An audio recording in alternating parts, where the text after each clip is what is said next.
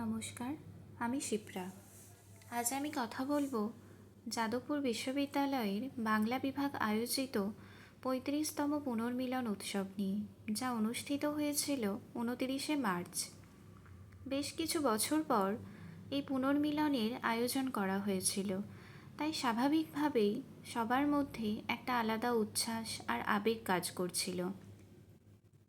অনেক দিন পর পরিচিত মুখ, পুরনো স্মৃতি আর নতুন গল্প সব মিলিয়ে পুরো পরিবেশটাই ছিল খুবই প্রাণবন্ত।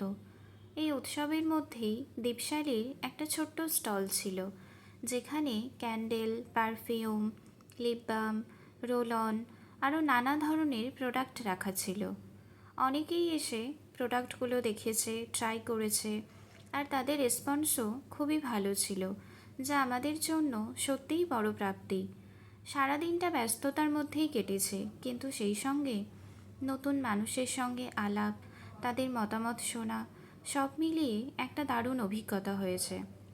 এই পুনর্মিলন উৎসব আমাদের জন্য শুধু একটা ইভেন্ট নয়, বরং অনেক স্মৃতি আর অনুভূতির জায়গা হয়ে থাকবে। আবারও অপেক্ষায় থাকব পরবর্তী পুনর্মিলন উৎসবের জন্য। সকলকে ধন্যবাদ।